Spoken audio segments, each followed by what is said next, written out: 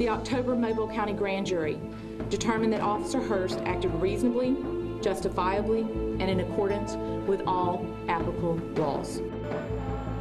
What do we want? Justice! When do we want it? Now! What do we do? Stand up, fight back! No justice, no peace. Stereotype. I want to say something else, but it ain't right. My grandson was no thug.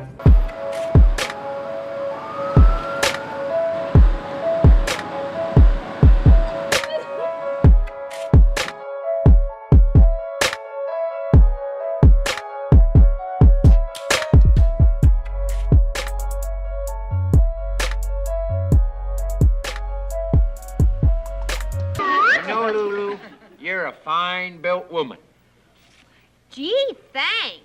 Lulu Roman was known for her big personality on the hit show Hee Haw. Oh, here it comes. But despite her comedic role in the show, her private life was no laughing matter. And so I was an acting drug addict probably when I was like 16 years old. Roman joined the cast in her 20s and managed to put on the charm when she was on the screen, even though she was falling apart as an alcoholic and drug addict. Hands. Ready, girls? After hitting rock bottom, she decided to change and stayed on with the cast of Hee Haw as a sober woman. When I gave my heart to Jesus, one day I was on drugs, the next day I wasn't. When Lulu left show business, she knew she still wanted to entertain audiences. So she decided she would travel the country and dedicate her life to talking to audiences about a very serious topic, her drug addiction. This week, she's at the Home of Grace for Women, which is an inpatient Christian rehab. The ladies can relate to her struggle, which is why the founder of the Home of Grace, Mrs. Doris Littleton, wanted her to be the guest speaker at today's annual fundraising luncheon. I heard her tell how she lost everything, how she went from the penthouse to the bottom, and how God brought her up, brought her off of addiction. And I knew the kind of women that we work with here had a typical story. And I knew that Lulu would be so great to come with her story and encourage these women.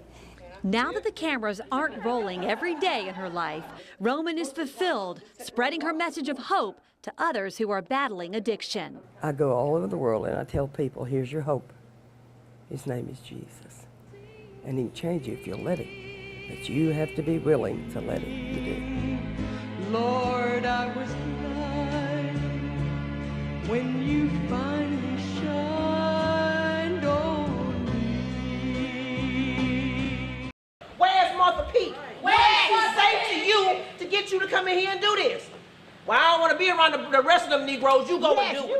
An informational meeting turned into a firestorm of emotion. You tell me not to worry about sending my sons.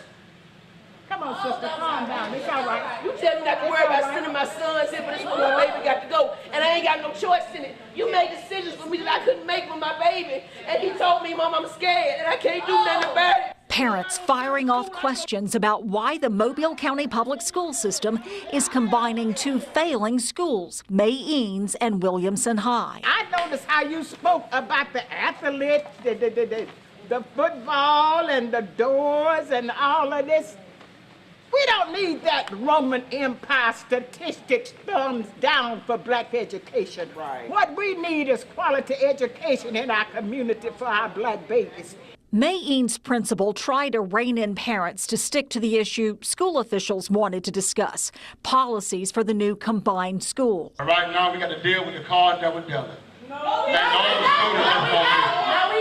But the parents persisted, some crying racism, a topic school leaders refused to address. We are all Americans, just like the kids that go to Murphy.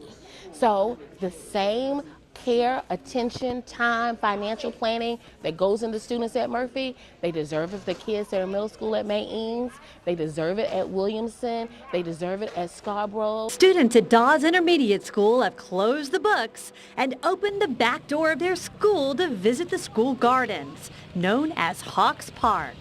With plants in hand, they're taking science outdoors. Yeah, so what gas goes in that leaf? Carbon dioxide. It's a big deal, and it's a big deal for the children, and it's a big deal for the teachers. We're going to cover it up, trying not to cover the leaves, okay? Teacher Rhonda Tracy says every class at the school has their own garden. Every child gets their hands in the soil. Come on, boys, let's go!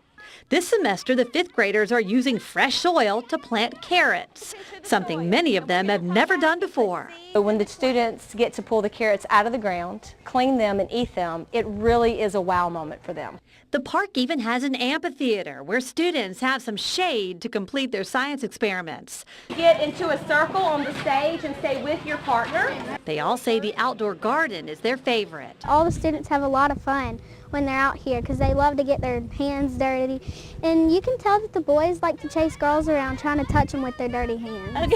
I like getting hot for some reason when I come out here, just like running, and I like using the rakes a lot. Students are not only learning how to grow things like tomatoes here at school, they're actually earning a Junior National Gardener certificate that'll be good until they're 19.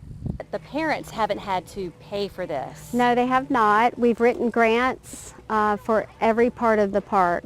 Principal Michelle McClung dreamed up the idea for the outdoor space 5 years ago as a way to bring the community together. I read an alarming statistic. 1% of Alabamians grow food that 100% of us consume. And so that's been my leading sentence in every grant that I write. McClung is proud that the students have such a beautiful outdoor space to learn, even if the kids get a little dirty in the process. For What's Working, I'm Devin Walsh. Hello.